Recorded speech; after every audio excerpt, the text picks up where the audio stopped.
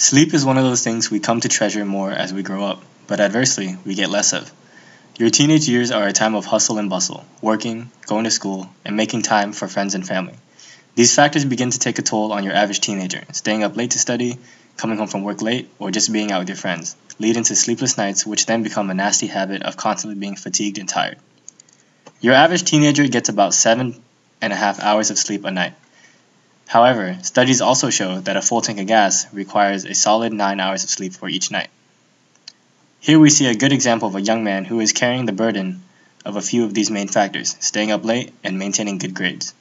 Damn, where is he? We've been waiting all day. I don't know. I mean, I told him to be here at this time, so... You better hurry up, because I gotta go soon. Oh, look, there he is.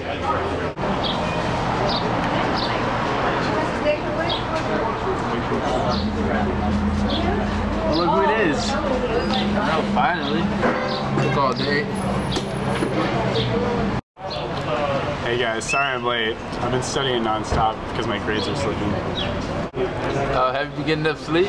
Doesn't look like it. Studies have shown that sleep deprivation can cause lapse in memory and decreased alertness. So those all-nighters you've been busting are counterproductive.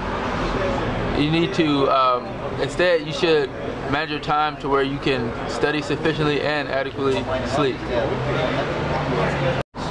I know what I'm saying might sound ridiculous because I'm saying that too much studying will cause worse grades, but in actuality, if you are not focused and the information is going in one ear and out the other, then you won't do so well. Yeah, I know what you mean, but I have a hard time remembering all this stuff I need to know for my tests, so I gotta put in the hours. Well, you're gonna have trouble remembering stuff if you don't get enough sleep. UC Berkeley's professor Matt Walker did research showing that if people are sleep deprived, their ability to form new memories is decreased by about 40%.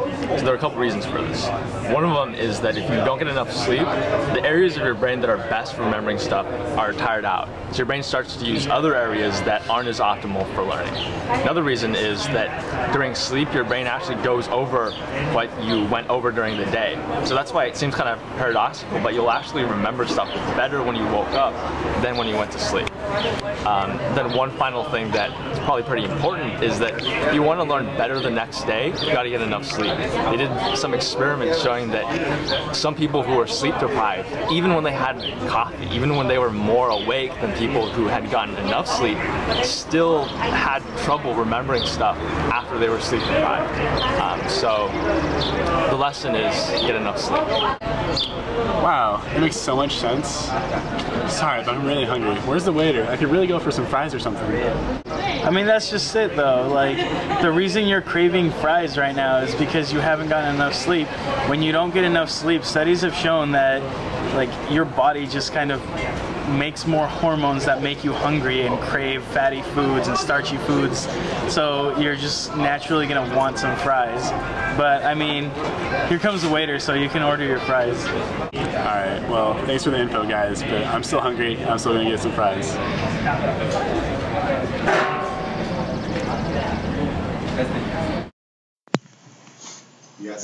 There you have it. Teens have it harder than you may think when it comes to being naturally kept up with their sleep and work.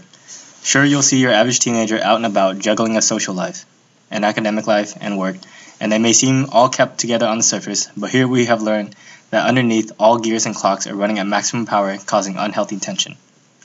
Some good take-homes from what was discussed today. Inadequate sleep and evening chronotype contribute to emotion regulation problems in teens.